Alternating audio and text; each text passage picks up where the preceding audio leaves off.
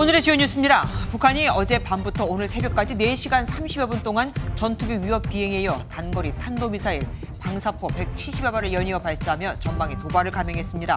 합참은 대북 경고 성명을 내고 강력 규탄했고 국방부도 대북 전통문을 통해 재발 방지를 촉구했습니다. 북한의 연쇄 도발에 우리 군은 곧바로 F-35A 스텔스 전투기를 긴급 투입해 대응했습니다. 합참이 9.19 군사합의 위반이라고 강력히 경고한 가운데 대통령실은 9.19 군사합의 유지 여부는 북한의 태도에 달려있다고 밝혔습니다. 전술핵 위협 등 북한의 도발 수위가 높아지자 정부가 5년 만에 대북 독자 제재에 나섰습니다. 핵과 미사일 개발 등에 기여한 개인 15명과 기관 16곳을 제재 대상에 추가했는데 북한 핵실험에 대한 강력한 경고의 메시지라는 분석입니다. 신상이 공개되지 않은 아동 성폭행범이 출소 뒤 자신의 판결문이 공개되지 않도록 법원에 공개금지 신청을 해 받아들여진 사실이 확인됐습니다. 이 남성은 아동 5명을 성폭행하고 김규식과 같은 15년형을 선고받았지만 신상 공개 제도 시행 전에 범행을 저질러 공개가 되지 않았습니다. MBN 단독 보도합니다. 감사원이 서해 피격 사건 피해자 고 이대준 씨가 북한군에 발견되기 전 중국 어선으로 추정되는 타 선박과 접촉했다는 촉보를 당국이 조사하지 않았다고 밝혔습니다. 검찰은 오늘 당시 수사 책임자였던 김홍희 전 해양경찰청장을 소환 조사했습니다. 2030 부산 세계 박람회 유치를 기원하는 방탄소년단의 부산 공연을 하루 앞두고 전 세계 팬의 눈과 귀가 부산으로 쏠리고 있습니다. 공연이 열리는 부산은 전체 도시가 보랏빛으로 물들었습니다.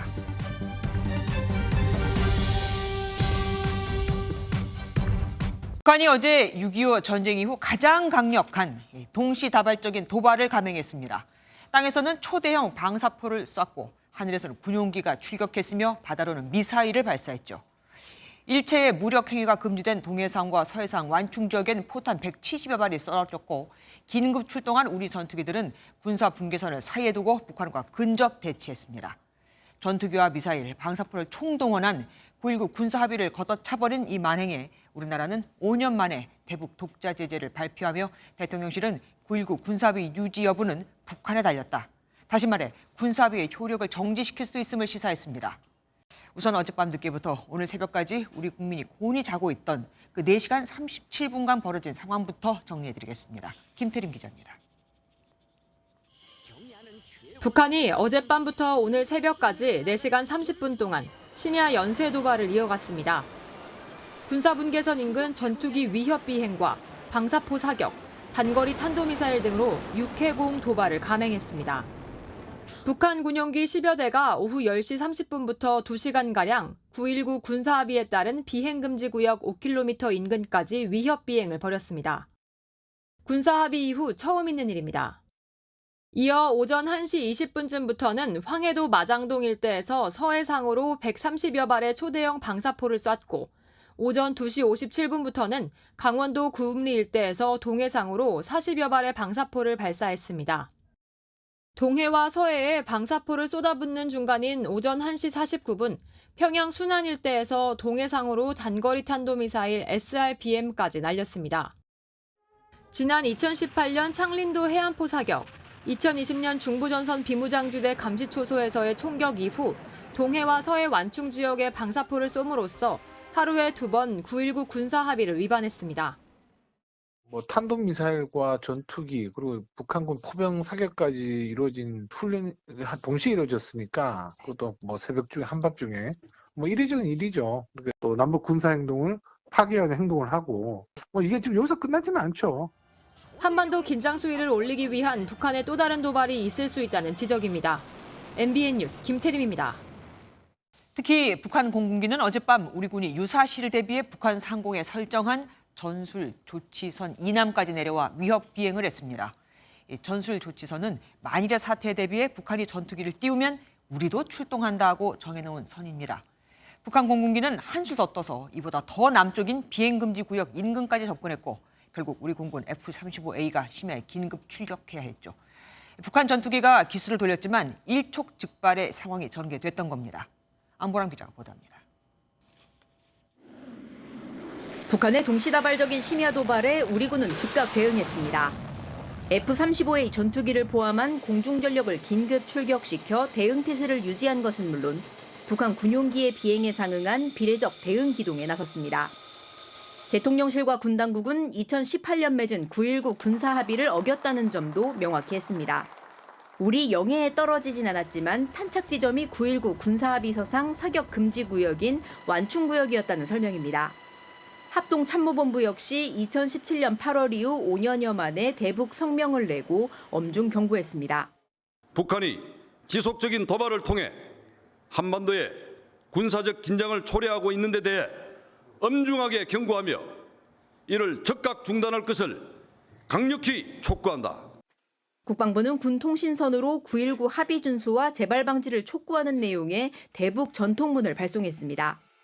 이런 가운데 한미, 한일, 북핵 수석대표는 전화통화를 하고 북한의 도발이 한반도를 넘어 국제사회 전체의 평화와 안정을 위협하고 있다며 강력히 규탄했습니다. MBN 뉴스 안보람입니다.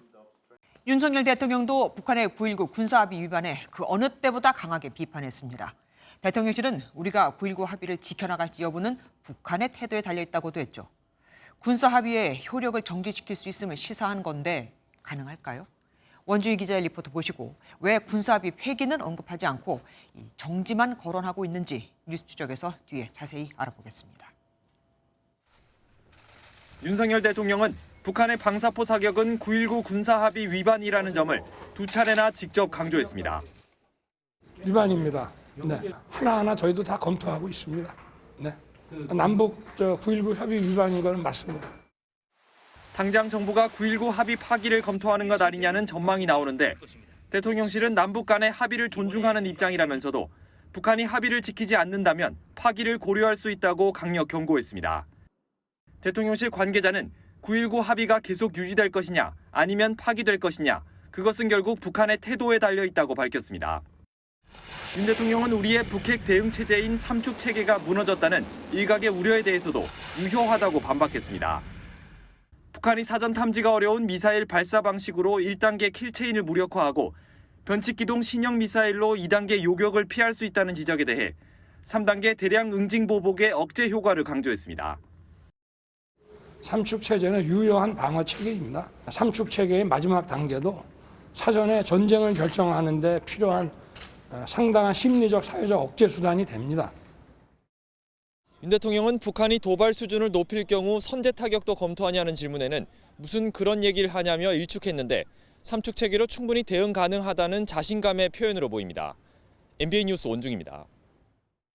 우리의 경고에도 불구하고 북한이 계속 수위를 높이자 우리 정부가 5년 만에 대북 독자 제재 카드를 꺼내들었습니다. 개인 15명과 기관 16곳이 그 대상인데 북한의 각종 미사일 개발과 자금 조달에 관여한 이들입니다. 하지만 예상하시다시피 큰 실효성은 별로 없습니다. 그냥 우리 의지의 표현인 거죠. 정태진 기자가 보도합니다. 외교부가 오늘 추가 독자 제재 대상으로 지정한 개인들은 주로 국방과학원이라 불리는 제2자연과학원에 속해 있습니다. 북한이 탄도미사일을 주로 날리는 평양 순안과 인접한 곳으로 북한의 대륙간 탄도미사일 등 미사일 개발의 핵심 기관입니다. 국방과학원이 새로 개발한 신형 장거리 순항미사일 시험 발사를 성공적으로 진행했습니다. 우리 정부는 이들이 중국에서 북한의 각종 미사일 개발용 군수물자나 자금 조달에 관여했다고 보고 있습니다. 기관 16곳은 대부분 북한의 대량 살상 무기를 연구 개발하거나 선박 운영을 통해 북한의 핵 개발에 기여한 곳입니다. 정부가 독자 제재에 나선 건 지난 2017년 12월 이후 5년 만입니다. 외교부는 북한이 한국을 대상으로 전술핵 사용을 상정해 전례 없는 빈도로 미사일 도발을 감행한 점을 강력 규탄한다며 독자 제재 배경을 설명했습니다. 지난 2010년부터 남북 간 교역이 금지됐기 때문에 실효성이 떨어진다는 지적도 있지만 단호한 대응 메시지를 보내겠다는 것으로 풀이됩니다. 압박을 강화하겠다라는 의지의 표현이다라고 생각합니다. 가용한 모든 방법을 동원해서 북한의 이 핵 질주를 막아야 된다라는 판단하에 대북 제재를 했다라고 생각이 됩니다. 외교부는 이번 독자 제재가 끝이 아니라면서 향후 북한의 추가 도발 시 언제든 추가 제재를 해나갈 것이라 밝혔습니다. 또 유엔 안보리 차원의 대북 제재가 어려운 상황인 만큼 우방국들과 공조를 강화하겠다고 강조했습니다. MBN 뉴스 정태진입니다. 역시 우리 국회는 남달랐습니다. 북한의 도발을 규탄하면서도 네 탓이 빠지지 않았거든요. 여당은 지난 문재인 정부의 대북 정책이 북핵 위기 사태를 키우는 거라고 비판했고 야당은 안보 포퓰리즘이라고 맞섰습니다. 이병주 기자입니다. 국민의힘은 북한 연쇄 도발의 책임을 전 정권에 물었습니다.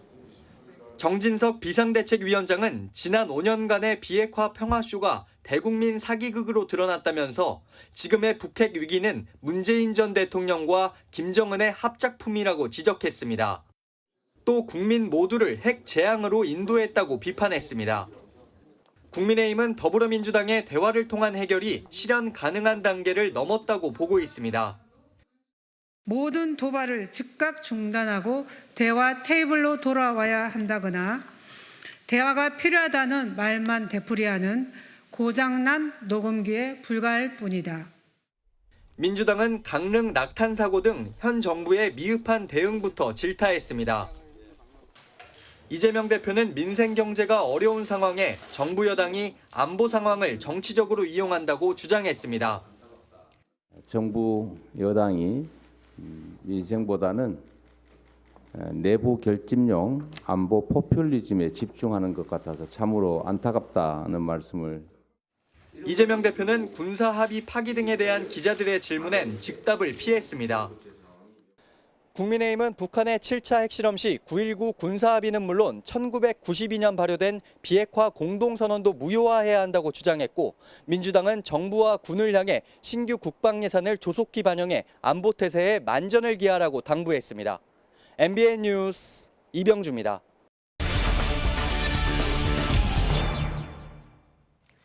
북한이 심야 동시다발적 도발을 감행하면서 9.19 군사 합의를 파기할 시점이 왔다는 목소리가 커지고 있지만 대통령실은 파기 언급을 하지 않고 정지 얘기만 하고 있죠. 이유가 뭘까요? 국방부 출입하는 정치부 권영봉 기자와 알아보겠습니다. 권 기자, 먼저 이 질문부터 드리겠습니다. 북한이 도발을 먼저 해놓고 책임은 우리 측에 돌렸다고요? 네, 그렇습니다. 북한은 우리 측의 군사훈련을 도발의 이유로 들었는데요. 조선인민군 총참모부 대변인 명의 발표를 통해 북한군 제5군단 전방 지역에서 우리 군이 포사격을 감행했다고 규탄했습니다. 이어 전선 지역에서 군사적 긴장을 유발시키는 우리 군의 무분별한 군사활동에 엄중한 경고를 보낸다고 밝혔습니다. 우리가 실제로 포사격을 하긴 한 겁니까? 네, 주한미군은 어제 오전 8시부터 10시간 동안 강원 철원군의 한 사격장에서 사격훈련을 했습니다. MLRS라는 이 다연장 로켓이 동원됐는데요. 쉽게 말해서 여러 발의 로켓탄을 동시에 쏠 수 있는 무기입니다. 우리 군이 운용하는 다연장 로켓인 천무와 비슷하다고 보시면 됩니다. 그러니까 하긴 했는데 어디까지나 훈련이었다 이거군요. 네, 그렇습니다. 그럼 혹시 북쪽으로 사격 훈련을 한 겁니까? 아닙니다. 북쪽이 아닌 남쪽으로 사격을 했고요. 9.19 군사 합의상으로도 별다른 문제가 없는 정상적인 훈련이었습니다. 군사분계선 5km 이내에선 포병 사격을 할 수 없게 돼 있는데요. 사격 지점이 5km보다 훨씬 이남이기 때문에 9.19 군사합의와는 무관하다는 게 군 당국의 설명입니다. 사전에 계획된 훈련이었고 소음 등의 불편을 최소화하기 위해 지역 주민들에게 공지도 미리 돼 있었습니다. 공지를 미리 했다면 북한도 알고 있었을 텐데 말입니다. 어디까지나 트집을 잡으려고 한 것 같기도 합니다. 그래도 북한이 군용기까지 동원해서 위협 비행을 한 건 좀 심하지 않습니까? 네, 그렇습니다. 북한 군용기 10여 대는 우리 군이 설정해둔 이 전술 조치선 이남까지 내려왔는데요. 서부 내륙 지역에선 9.19 군사 합의에 따라 설정한 비행금지구역 북방 5km 인근까지, 동부 내륙 지역에선 비행금지구역 북방 7km까지 접근을 했습니다. 서해 지역에선 북방 한계선 북방 12km까지 위협 비행을 하다가 북상을 했습니다. 북한 군용기들의 이러한 위협 비행은 9.19 군사 합의 채택 이후 처음입니다. 그렇다면 9.19 군사 합의도 파기될 수 있는 거 아니겠습니까? 왜 우리만 지키고 있냐는 질문이 많습니다. 네, 그렇습니다. 일단 국내법상으로 이거 파기는 쉽지가 않습니다. 남북관계 발전법을 한번 살펴보겠습니다. 네. 대통령이 필요하다고 판단이 될 경우엔 기간을 정해 남북 합의서의 전부 또는 일부를 정지시킬 수 있다, 이렇게 규정이 되어 있습니다. 9.19 군사 합의도 바로 이 남북 합의서에 포함이 됩니다. 다시 말해서 효력을 정지시킬 수는 있지만 언제부터 언제까지 정지한다는 식으로 기한을 반드시 정해야 한다는 겁니다. 그동안 우리 정부가 먼저 나서 파기나 무효를 선언한 경우는 없는 것으로 알려졌는데요. 우리가 먼저 파기하면 남북 관계에 큰 영향을 줄 수 있겠죠. 합의 파기는 좀 신중할 필요가 있습니다. 하지만 실제적으로는 북한이 먼저 파기한 셈인데 법치국가인 우리는 잘 지켜야 된다 이거인 것 같습니다. 향후 한반도 전세는 어떻게 될까요? 네, 일단 남북 간의 강대강 대치가 당분간은 좀 지속될 것으로 보입니다. 최근 남과 북은 각각 대북 억지력과 핵 무력 강화를 명분으로 대립을 하고 있죠. 지난해 김정은 북한 국무위원장이 8차 노동당 대회에서 군사 현대화 계획을 지시한 만큼 북한도 쉽게 물러서진 않을 겁니다. 전문가 의견 직접 들어보시죠. 5가지 신종 최신 병기 개발을 지시했기 때문에 그 무기가 완성되기 전까지는 북한은 계속해서 미사일 실험을 할 것입니다. 실험을 해야지 그 무기를 획득할 테니까요. 네, 김 위원장은 중국 당대회를 앞두고 잠시 휴식기에 들어간 것으로 보이는데요. 김 위원장이 참여하지 않아도 군부 차원에서 맞대응은 계속될 전망입니다. 예, 뉴스 추적 지금까지 정치부 권영범 기자와 함께했습니다.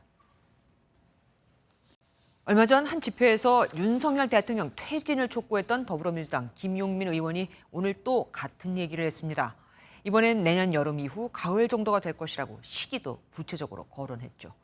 국민의힘 이종배 서울시 의원은 내란 선동이라며 김 의원을 검찰에 고발했고 민주당 내부에서도 취임한 지 얼마 안 된 대통령에게 섣부른 게 아니냐는 지적이 나오기도 했습니다. 유호정 기자가 보도합니다.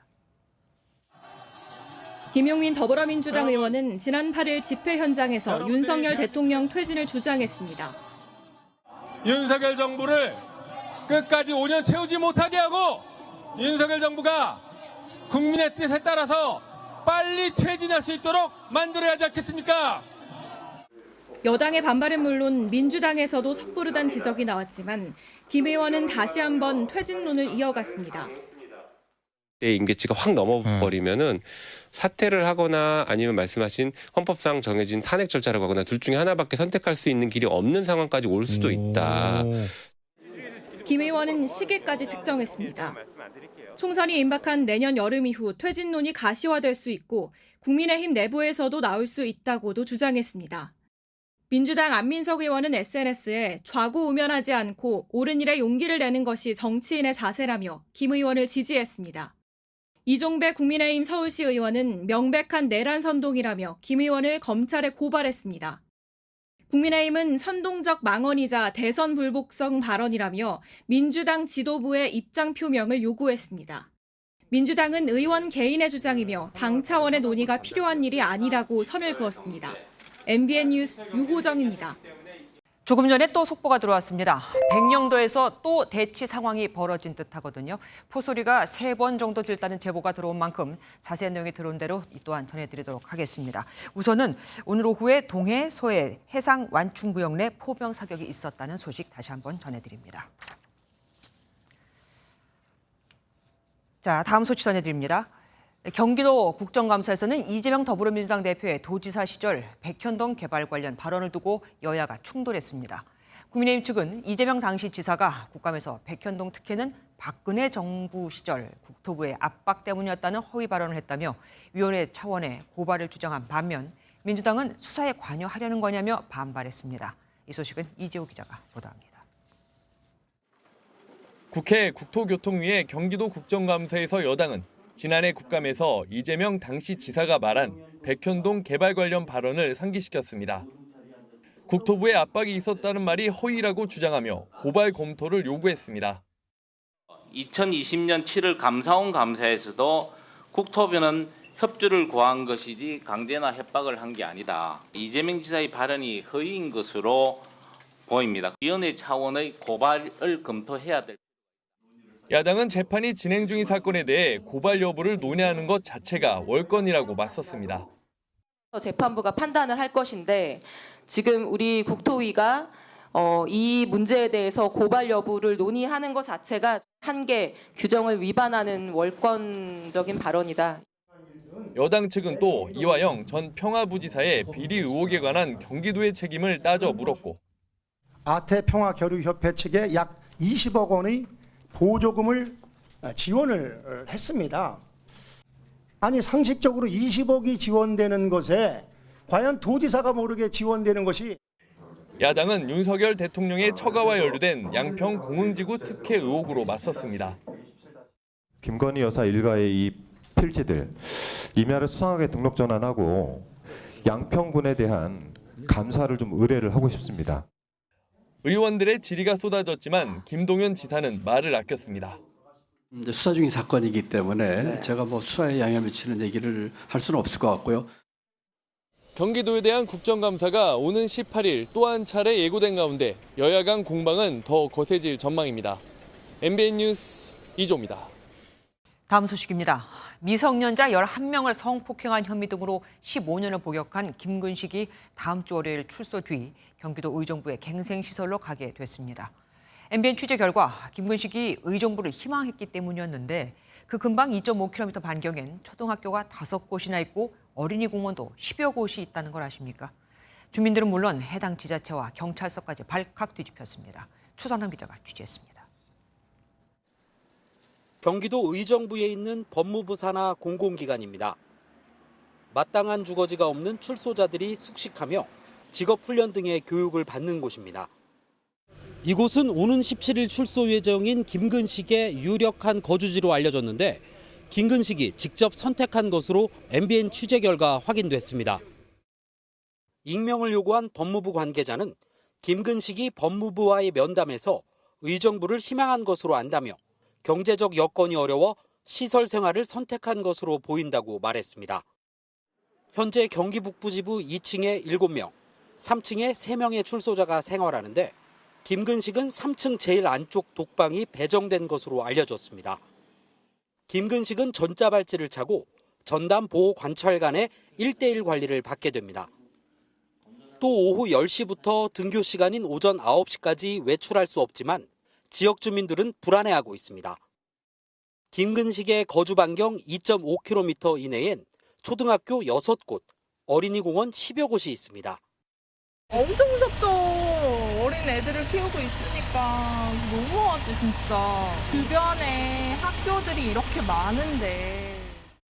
여기서 조금만 올라가면 마을인데 거기 어디래요. 그러니까는 많이들 불안해하죠. 담당 경찰서는 부랴부랴 대책 마련에 들어갔고 법무부로부터 공식적으로 통보받은 거 있으세요? 구두상으로만 의정부가 좀 대비를 해야 될 것 같다. 문서는 못 받았어요. 그거는 언제 연락 받으신 거예요? 지금. 오늘이요? 예. 의정부시는 아예 김근식의 입소 지정 철회를 요구하고 나섰습니다.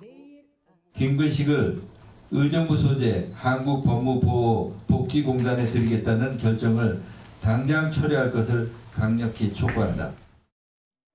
김근식의 출소가 코앞으로 다가온 가운데 해당 지역 주민들의 반감이 거세지면서 출소 당일 한바탕 소란이 벌어질 것으로 보입니다. MBN 뉴스 추성남입니다. 어찌 보면 김근식 문제는 그나마 낫습니다. 김근식은 신상 공개가 돼 얼굴이라도 알려졌지만 김근식보다 불과 몇 개월 전 범죄를 저질렀다는 이유만으로 신상 공개가 되지 않은 연쇄 아동 성폭행범이 있습니다. 김근식과 같은 징역 15년을 선고받고 지난해 출소해 어딘가에 살고 있는데 전직 중고차 딜러인 이 남성이 범행을 저지른 곳은 서울 마포 지역입니다.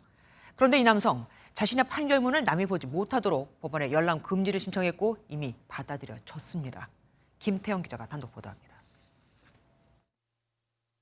지난 2004년부터 2006년 4월까지 여자 어린이 5명을 성폭행해 징역 15년을 선고받은 A씨.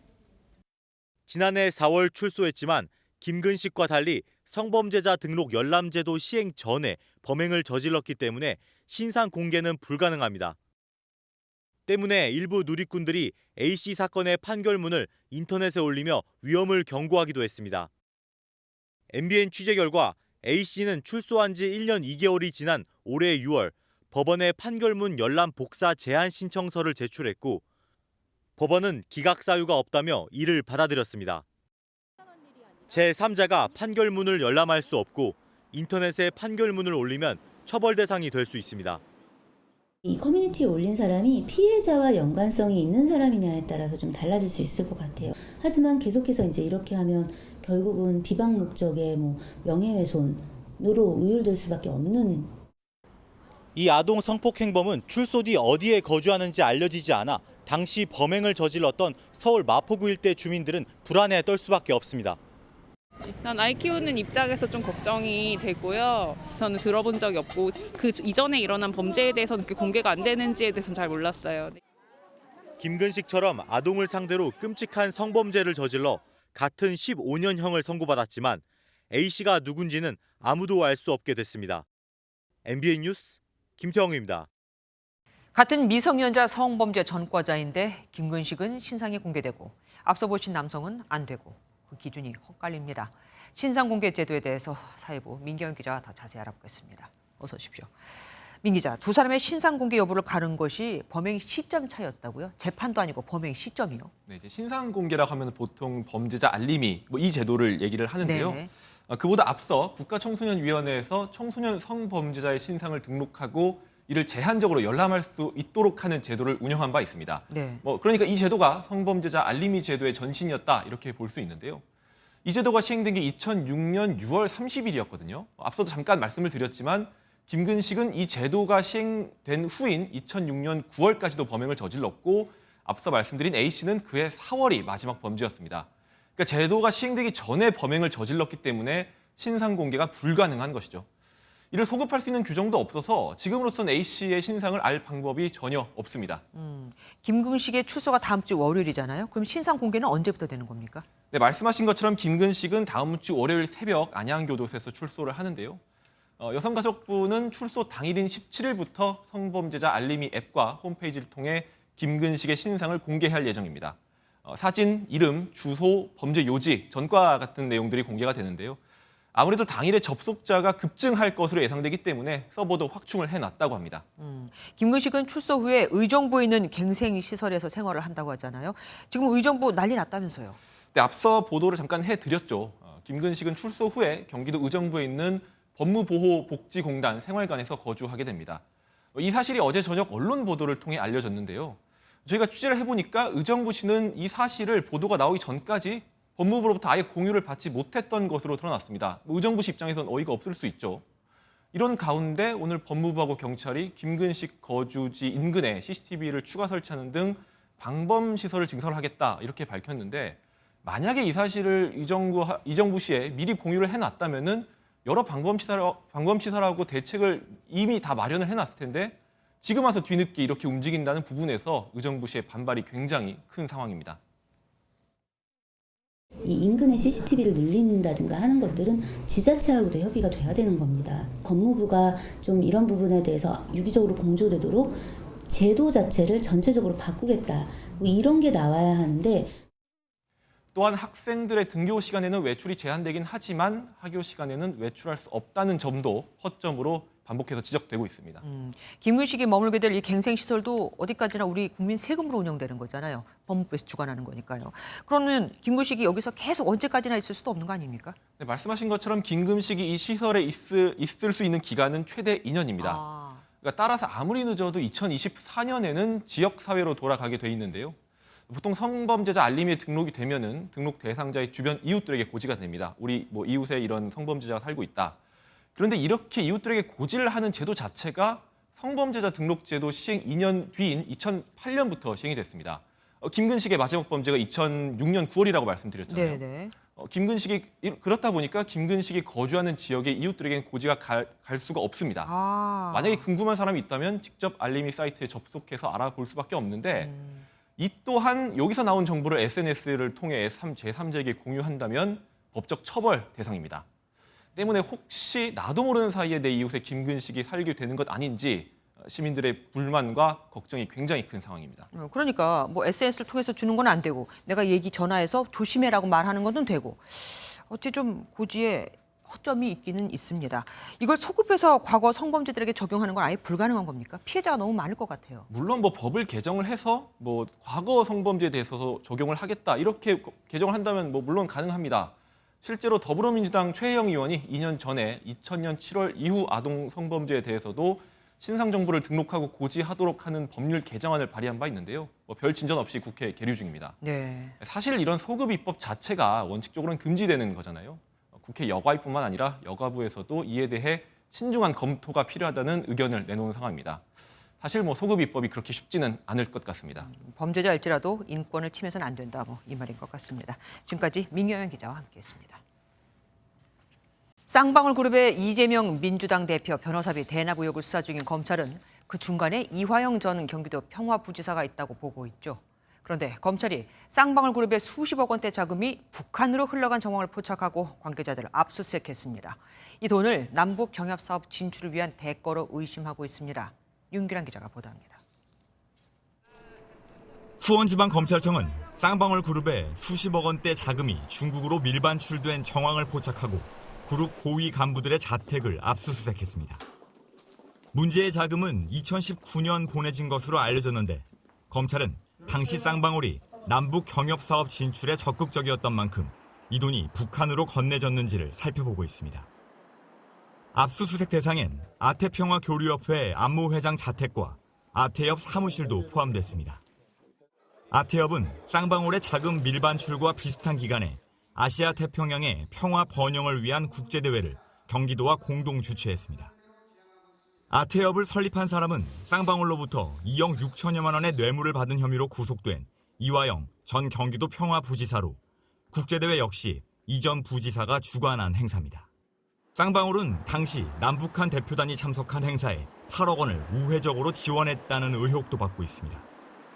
아태협이 쌍방울로부터 후원을 받아 대북 사업을 진행해온 만큼 검찰은 쌍방울의 자금이 만약 북한에 전달됐다면 아태협과 관련이 있다고 본 것으로 전해졌습니다. 한편 검찰은 구속된 이화영 전 부지사를 뇌물수수 혐의로 오늘 기소했습니다. 향후 검찰의 수사가 이 전 부지사와 밀접한 관계에 있던 당시 경기도지사인 이재명 민주당 대표로 향하게 될지에 관심이 쏠립니다. MBN 뉴스 윤기란입니다. 요즘 우려할 정도로 마약 범죄 사건이 잇따르면서 급기야 검찰이 마약과의 전쟁을 선포했습니다. SNS로 피자 한 판 값에 마약을 직구한다는 이원석 검찰총장의 말이 괜한 엄살이 아니었습니다. 10대 마약 사범이 11배나 급증해 올해 최다를 기록할 것으로까지 보이거든요. 길기문 기자가 보도합니다. 지난달 서울 강남의 한 호텔에서 마약을 한 혐의로 작곡가 돈스파이크 김민수 씨가 구속됐습니다. 심려를 끼쳐드려서 정말 죄송합니다. 다 제 잘못이고요. 또 서울의 한 원룸에서는 시가 100억 원 상당의 10만 명이 투약할 수 있는 필로폰 2.9kg이 발견돼 경찰이 수사에 나섰습니다. 이처럼 일상생활에 깊이 파고든 마약 범죄로 올해 7월까지 잡힌 마약 사범은 10,000명이 넘었고 압수량은 5년 만에 8배가 급증했습니다. 상황의 심각성을 인식한 검찰이 마약 범죄와의 전쟁을 선포했습니다. 검찰은 마약 밀수 경로인 공항과 항만 권역을 담당하는 서울중앙지검과 인천, 부산, 광주 4곳에 특별수사팀을 설치하고 관세청과 국정원, 식약처 등이 참여해 최대 80명 규모로 운용하기로 했습니다. 이원석 검찰총장도 윤태식 관세청장을 면담하고 마약 반입 차단을 위한 협력 방안을 논의했습니다. 현재 우리나라는 집안에서 마약을 SNS로 피자 한 판 값에 직구하는 것이 현실입니다. 다시 마약 청정국의 지위를 되찾도록 하겠습니다. 마약과의 전쟁까지 선포한 검찰의 총력 대응으로 마약 청정국의 지위를 되찾을 수 있을지 주목됩니다. MBN 뉴스 길기범입니다. 어젯밤 서울 강남에서 20대 남녀 5명을 태운 승용차가 뒤집혔습니다. 공중에서 반 바퀴를 거꾸로 떨어질 정도로 큰 사고였죠. 조수석에 탔던 남성 1명이 크게 다쳤는데 운전자는 음주 측정을 거부했습니다. 이교욱 기자가 보도합니다. 좌회전을 하던 흰색 승용차 한 대가 속도를 줄이지 않은 채 도로 경계석을 들이받더니 공중에서 가로수와 신호등을 연이어 들이받고 뒤집힙니다. 그러더니 차량에 불이 붙었고 차체는 형체를 알아보기 힘들 정도로 찌그러졌습니다. 어젯밤 서울 영동대로의 한 교차로에서 승용차 한 대가 전복되는 사고가 발생했습니다. 근무자는 여기 지하에 있거든요. 네. 소리 나니까 이제 올라가 봤는데 이런 상황이 있어가지고. 사고가 일어난 현장에 나와 있습니다. 보시는 것처럼 부서진 차량의 문과 헤드라이트가 그대로 남아 있는데 사고 당시의 충격을 알 수 있습니다. 차량에는 운전자인 남성 A씨 등 20대 남녀 5명이 타고 있었습니다. 이 가운데 조수석에 탔던 남성 1명은 중상, 나머지 3명은 경상을 입은 것으로 전해집니다. 애초 음주 측정을 거부했던 운전자 A씨가 뒤늦게 음주 사실을 시인하면서 경찰은 A씨를 곧 관련 혐의로 입건할 예정입니다. 또 동승자들에게 음주운전 방조죄를 적용할지에 대해서도 조사하고 있습니다. MBN 뉴스 이기옥입니다. 감사원이 어제 서해 피격 사건에 대한 조사 결과를 발표했는데 피해자 이대준 씨가 북한군에 발견될 때 한자가 적힌 구명조끼를 입었고 붕대를 감고 있었다는 새로운 사실도 공개됐습니다. 실종 상태에서 타 선박의 도움을 받았다는 증거가 될 수도 있는데 당시 당국은 이런 증거는 의도적으로 제외했다고, 또한 이대준 씨가 피살된 날 밤 자료 106건을 삭제했다고도 밝혔습니다. 황재형 기자가 보도합니다. 서해 피격 사건의 피해자 이대준 씨는 지난 2020년 9월 22일 북한군에 발견됐을 당시 구명조끼를 입고 있었습니다. 한자가 적힌 조끼였는데 이런 사실을 당시 국방부 등 당국은 첩보를 통해 확인했습니다. 하지만 이 첩보를 사실상 무시한 당국은 이 씨가 입은 조끼를 우리나라의 구명조끼로 단정짓고 자진 월북 가능성이 있는 것으로 판단된다고 발표했습니다. 우리나라에서는 한자가 적힌 조끼를 팔지 않고 이 씨가 탔던 어업지도선의 구명조끼 수량에 변동이 없다는 사실을 알았음에도 당국은 분석 때 반영하지 않았습니다. 북한군에 발견됐을 때 이 씨는 팔에 붕대도 차고 있었는데 감사원은 이 같은 증거들로 볼 때 이 씨가 실종됐다가 북한군에 발견되기까지 38시간 사이 타 선박에 타거나 혹은 접촉했을 수 있다고 보고 있습니다. 감사원은 군 당국이 당시 해당 해역을 지나는 것으로 파악한 선박은 중국 어선뿐이었다고 밝혔습니다. 이 씨가 실종된 뒤 중국 어선의 도움을 받았다는 증거가 될 수 있는 부분이어서 첩보 은폐 논란은 확산될 것으로 예상됩니다. MBN 뉴스 황지연입니다. 피살된 이대준 씨가 입고 있던 구명조끼에는 한자가 적혀 있었다는 걸 당시 해경도 알고 있었지만 이 사실은 발표에서 뺐다고 감사원은 지적했습니다. 당시 해경청장은 이를 보고받고 나는 안 본 걸로 할게 라고 말했던 것으로도 전해졌는데 그 해경청장이 오늘 검찰에 소환됐습니다. 박은채 기자입니다. 서해 공무원 피격 사건을 수사하는 검찰이 김홍희 전 해경청장을 피고 받은 신분으로 소환했습니다. 김 전 청장은 고 이대준 씨가 북한 해역에서 피격된 이후 사건의 경위를 수사한 뒤 자진 월북했다고 발표한 해경의 총책임자였습니다.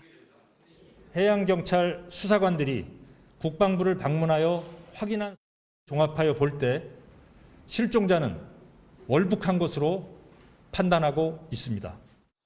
검찰은 김 전 청장에게 이 씨의 자진 월북을 단정하는 수사 결과를 발표하게 된 경위와 청와대 국가안보실에서 받은 대응 지침 내용 등을 확인하는 것으로 전해졌습니다. 어제 서욱 전 국방장관을 소환한 데 이어 김 전 청장을 조사하면서 윗선에 대한 검찰 수사가 본격화되고 있습니다. 한편 감사원은 검찰에 서훈 전 청와대 국가안보실장과 박지원 전 국정원장 등 5개 기관의 20명에 대해 수사를 요청했습니다. 다만 검찰 안팎에서는 같은 사안에 대한 수사가 이미 상당 부분 진행됐고 수사 대상도 거의 동일해 감사원의 수사 요청이 미칠 영향은 크지 않은 것으로 보고 있습니다. MBN 뉴스 박은지입니다. 그런데 감사원의 서해 공무원 피살 사건 관련 발표를 두고 정치권은 서로 전혀 다른 얘기를 하고 있습니다. 국민의힘은 전 정부 청와대가 개입해 치밀하게 조작된 사건이라고, 더불어민주당은 조작 감사라며 국정조사 추진 방침을 밝혔습니다. 감사한 걸 조사하자 이거죠. 도대체 누구 말이 맞는 걸까요? 강영호 기자가 보도합니다. 2020년 서해 공무원 피살 사건은 당시 정부가 사실관계를 은폐 왜곡했다는 게 지난 57일간 벌여온 감사원 감사의 결론입니다. 국민의힘은 자진월북이라는 결론을 정해놨다는 점을 집중적으로 부각시켰습니다. 자진월북이라는 이미 정해진 각본을 위해 결론에 맞지 않은 진실들은 의도적으로 배제됐고 해경은 월북 근거를 만들기 위해 실험 결과마저 왜곡하는 행위를 서슴지 않았습니다. 더불어민주당의 정치 탄압 주장은 정치 공세라며 유족과 국민에 사죄하라고 촉구했습니다. 민주당은 감사원 발표에 신빙성부터 문제 삼았습니다. 어제 감사원의 기습적인 중간 발표는 첩보와 정보도 구분할 줄 모르는 초보 감사였습니다. 월북이 아니라는 구체적인 근거 없는 감사원의 발표와 수사 의뢰는 정치 탄압용 하명 감사로 볼 수밖에 없습니다.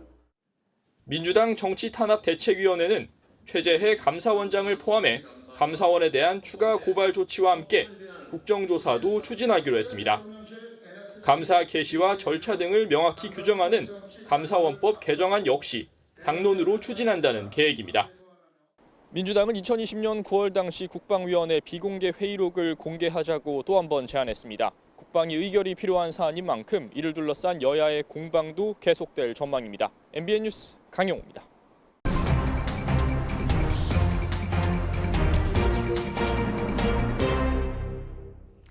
오늘 있었던 정치권 뒷이야기 들어보는 정치 톡톡 시간입니다. 박자원 기자와 함께합니다. 박 기자, 워낙 센 발언이라 그런지 계속해서 이슈가 되고 있습니다. 김문수 지사의 공산주의자 발언 오늘 또 등장했다고요. 네, 오늘 또 정무위 국정감사에서 등장했는데요. 들어보시겠습니다. 신영복 선생은 잘 아시죠? 선생님이 성공회대학교에 계셨습니다. 저를 포함해서 성공회대학교에 있는 대부분의 우리 교수님들은 그 신영복 선생님의 어떤 평소에 가지고 있는 인품 그 정신이라든지 그런 부분에 대해서 존경하고 있고. 그렇다면 김문수 경산호 위원장의 말씀에 따르면 이사장님은 공산주의자입니다. 모르겠습니다. 네. 신영복 교수님을 따르시는 분들이 상당히 많은데 뭐 그분의 어떤 뭐 그런 경력 때문에 그런 것이 아니고. 어쩌다가 이런 말이 오간 겁니까? 네, 앞서 문 전 대통령이 신영복 선생의 사상을 존경한다. 그렇다면 문 전 대통령은 김일성주의자다라고 말해 파문을 일으켰던 김문수 위원장의 말을 대입해서 비꼰 건데요. 이 정의 사장은 김문수 위원장과 특별한 친분은 없는 것으로 알려졌는데 이 신영복 교수와 성공회대에 같이 있었다는 이유로 이런 질문을 받았습니다. 아, 예. 오늘 국민의힘은 MBC를 방문했습니다. 그런데 대화가 잘 안 됐나 봐요. 네, 1시간 만에 파행이 됐습니다. 국민의힘은 며칠 전 PD수첩에서 김건희 여사 대역 장면과 국민대 관계자 대역 장면을 아무런 고지 없이 내보낸 점, 또 김 여사 관련 허위 사실을 방송한 점을 문제 삼았는데요. MBC 박성재 사장이 허위 답변을 했다며 반발해서 나온 것인데 다시 국회로 돌아와 기자회견을 열었습니다.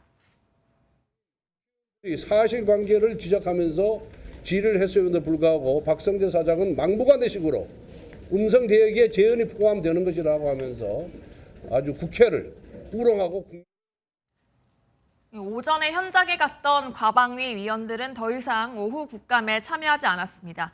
이번 일과 지난 윤 대통령 미국 순방 때 일어난 자막 사고까지 언급하며 MBC 경영진의 총사퇴를 촉구했고 이 사퇴 권고안을 거부하면 방통위원장 탄핵소추안까지 발의하겠다고 밝혔습니다. 미국 유엔 국방도 열렸잖아요. 여기서 우리 야당 의원들이 아주 미국의 날카로운 말들을 던졌습니다. 좀 듣기 민망한 말도 있던데요. 네, 맹공을 펼쳤는데 이 뉴욕 주 유엔 대표부에서 외통위 국감이 있었습니다. 박정 민주당 의원부터 보면 황준국 주 유엔 대사가 이달 초 안보리에서 북한 도발이 편집증적 호전성이라고 언급한 것을 두고 북한을 더 자극한다고 질책했고요. 또 유엔 안보리가 분열되고 북한 문제가 나아지지 않는 건 결국 미국의 원인이 있다며 미국의 패권주의를 비판했습니다. 또 이상민 의원은 쫄따구라는 표현을 써가면서 한국도 미국의 쫄따구 국가가 아닌데 할 말은 해야 한다고 말했습니다. 네, 지난해 1월 조 바이든 정부가 출범한 뒤 주한 미국 대사 부재 상태였는데 당시 문 전 대통령이 종전선언을 추진하느라 미국이 후임 대통령을 기다리느라 공석으로 뒀다는 설명이 있긴 했었습니다. 일각에선 지난 정부 때 한미 동맹이 느슨해졌다는 게 아닌가 평가를 내놓고 있는데 이번 일이 어떻게 평가될지 궁금합니다. 나경원 전 의원은 대통령 직속 기구에 임명이 됐어요. 네, 윤석열 대통령이 저출산 고령 사회위원회 부위원장으로 나 전 의원을 임명했습니다. 위원장은 윤 대통령인데요. 나 전 의원이 현재 국민의힘 내 유력 당권 주자로 거론되고 있잖아요. 네. 이 나 전 의원이 오늘 MBN과의 통화에서는 중요한 어젠다이고 대통령이 제안한 것을 안 한다고 하는 건 맞지 않다며 비상근직이고 당대표 출마를 제한한다고는 알고 있지 않다고 말했습니다. 사실상 당대표 출마에 대한 여지를 열어놓고 있는데요. 그런 거네요. 당내에서는 결국 윤심이 반영된 게 아니겠느냐며 차기 당대표 후보군을 놓고 본격적인 작업이 시작되고 있다. 분석들이 나오고 있습니다. 네, 정치토톡 박자원 기자와 함께했습니다. 시진핑 국가주석의 3연임을 확정지을 중국 공산당 20차 당대회가 모레 개막하는데 민심은 그리 호의적이지 않은 듯합니다. 당대회가 열리는 베이징 시내 항복판에 핵산, 그러니까 PCR 말고 밥을, 붕괴 말고 자유를, 거짓말 말고 자존심을 달라며 시 주석의 파면을 요구하는 현수막이 내걸렸습니다. 베이징에서 윤석정 특파원이 전해왔습니다. 베이징대, 칭화대 등 대학들이 모여있는 베이징 시내의 한 고가도로 위에서 연기가 피어오릅니다.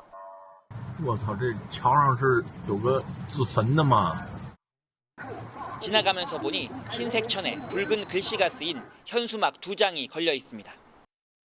한 장엔 핵산 말고 밥이 필요하다, 봉쇄 말고 자유가 필요하다는 등의 글이, 다른 한 장엔 독재자, 나라의 도적 시진핑을 파면하라는 문구가 쓰여 있습니다. 3년임에 나선 시 주석과 중국의 방역 정책을 정면으로 비난하고 있는 겁니다. 현수막은 출동한 공안들이 곧바로 철거했고 이후 고가 주변을 지나는 사람마다 신원조회를 하는 등 경비가 한층 삼엄해졌습니다. 2년 이상 이어진 강력한 제로 코로나 정책과 이로 인한 경기 침체로 중국인들의 불만이 극에 달하고 있습니다. 现在钱取不出来，对我影响特别大。我可能最近就要把房子卖了。 결국 당대회 후 중국 당국이 방역과 경제에 어떤 해법을 내놓느냐에 따라서 시진핑 주석의 집권 3기 성공 여부가 판가름 날 것으로 보입니다. 베이징에서 MBN 뉴스 윤석정입니다.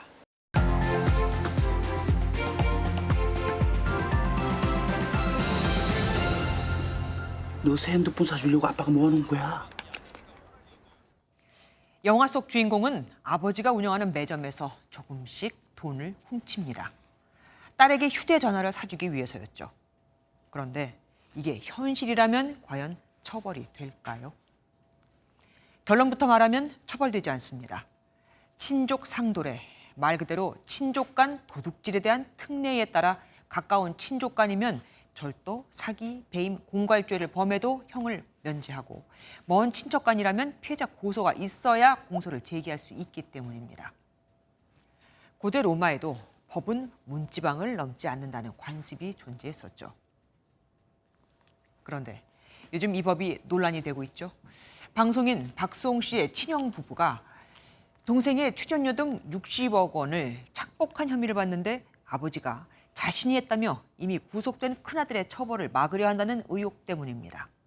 지금 사회에서는 예전의 개념은 그대로 적용되는 게 좀 어렵다고 생각합니다. 69년 역사의 친족 상도례는 도마에 올랐고 친족 상도례 범죄에서 사기, 공갈, 횡령, 배임죄는 빼자는 개정안도 발의됐습니다.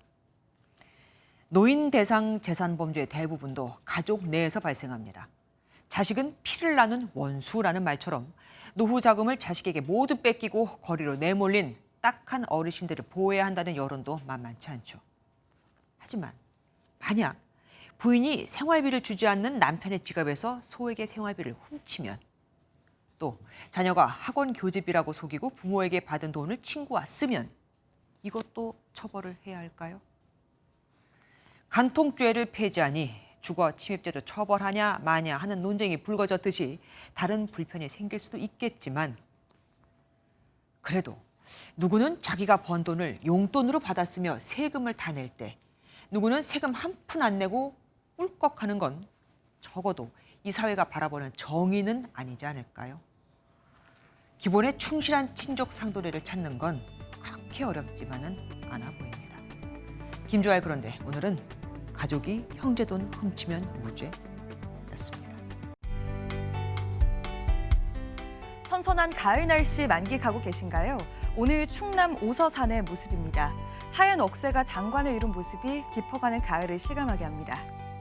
이번 주말 내내 날은 이렇게 청명하겠습니다. 나들이 가기 무난하겠고요. 크게 벌어지는 일교차에만 주의해 주시면 되겠습니다. 다만 아침 일찍 이동하신다면 짙은 안개가 낀 곳이 많겠습니다. 안전운전 해주셔야겠습니다. 위성 영상입니다. 내일도 이렇게 간간히 구름만 지나면서 파란 하늘이 드러나겠고요. 대기질도 무난하겠습니다. 내일 중부지방은 12도 안팎으로 출발하면서 오늘과 비슷하겠습니다. 서울의 아침 기온 13도, 한낮 기온 24도가 예상되고요. 남부지방도 전주와 광주가 아침에 13도로 출발해서 한낮 기온 대체로 24도 안팎까지 오르겠습니다. 동해안 지역도 강릉이 아침에 13도, 한낮 기온은 22도가 예상되면서 전국에서 일교차가 매우 크게 벌어지겠습니다. 모레 저녁부터 제주에는 약하게 비가 내리는 곳이 있겠습니다. 다음 주부터는 찬 공기가 남하면서 화요일 서울 아침 기온 4도까지 뚝 떨어지면서 마치 초겨울처럼 춥겠습니다. 날씨였습니다. 안녕하세요. 김주하입니다. 공정하고 신속한 MBN 뉴스, 유튜브를 통해서도 만나보실 수 있습니다. 특히 더 많은 뉴스와 라이브를 보고 싶으시다면 오른쪽을 눌러서 구독하시면 됩니다. 어렵지 않죠? 빠르고 정확한 뉴스로 계속 찾아뵙겠습니다. MBN 뉴스를 시청해주신 여러분 고맙습니다.